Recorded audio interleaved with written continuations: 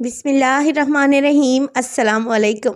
खुश रहें, आबाद रहें, जहाँ भी रहें हैप्पी रहें और हेल्दी रहें। तो मैं हूँ फ़ाइज़ा और वेलकम करती हूँ आपको चटपटे पकवान में। चटपटे पकवान में लाई हूँ आप लोगों के लिए एक और बेहतरीन मज़ेदार सी रेसिपी।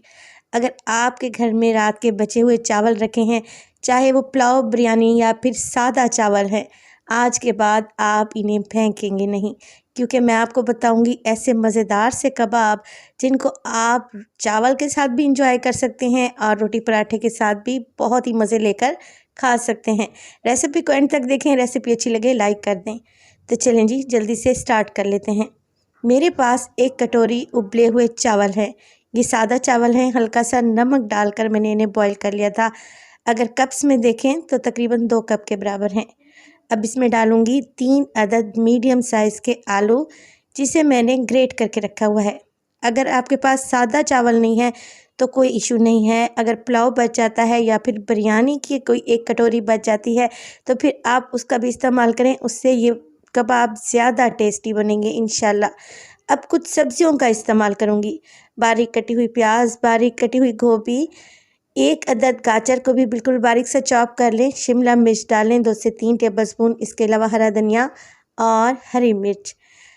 अब मैं आपको बताती चलूँ कि अगर आपको इन सब्जियों में से कोई सब्ज़ी अवेलेबल नहीं है या फिर आपको उसका फ्लेवर नहीं पसंद तो आप इसे स्किप भी कर सकते हैं।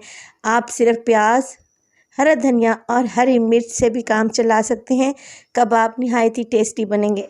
मैं ज़रा कबाब को हेल्दी बनाने के लिए ये सारी चीज़ें डाल रही हूँ।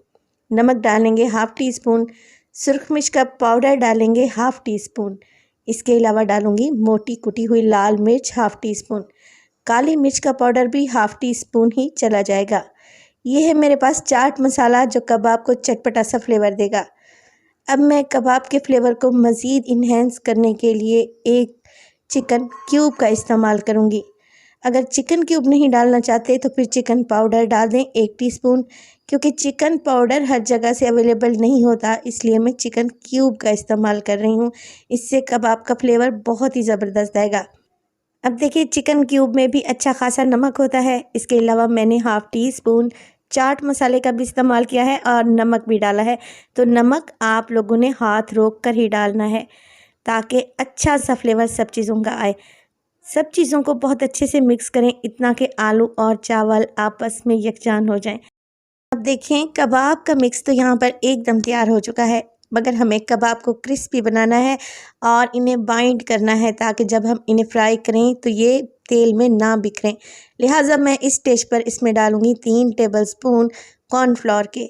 इससे कबाब क्रिस्पी भी बनेंगे और ये ऑयल में बिखरेंगे भी नहीं इंशाल्लाह ताला।